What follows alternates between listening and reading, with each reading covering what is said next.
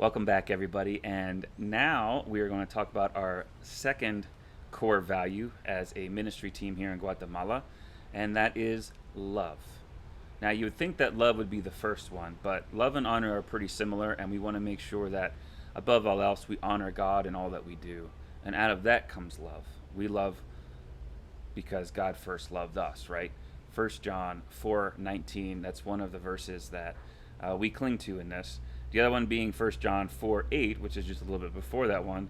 He who does not love has not known God, because God is love.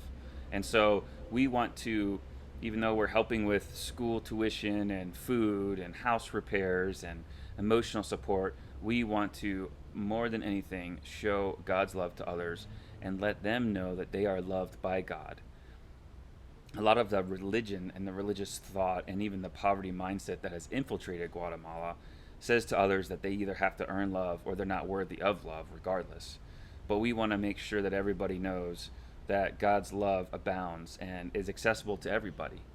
You don't have to earn it. You don't have to show up to church just to be loved by God. You don't have to recite a certain prayer. You don't have to behave a certain way to be loved by God. Rather, we want to make sure that what Jesus did when he was on earth, that we're doing the exact same thing.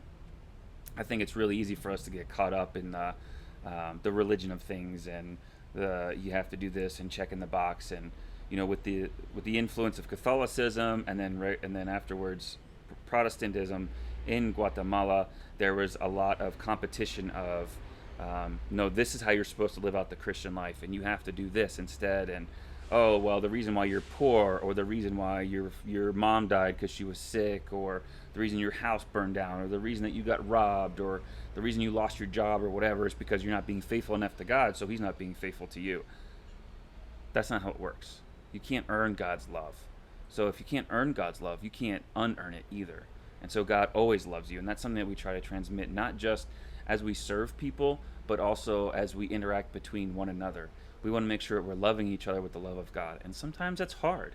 Sometimes in our team meetings, we have to sit down and be like, I'm not feeling the love, Come on, guys, I'm not feeling the love here.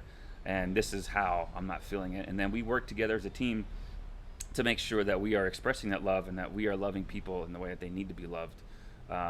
Not hypocritically, not outside of God's design for things, but making sure that God's love is abounding in every area of our lives as we serve, who we serve with, whom we serve, and all that. And so we just want to make sure that God's love is what holds us together and what enwraps us in all that we do, and is ultimately shown through us, not our own love, but God's love itself.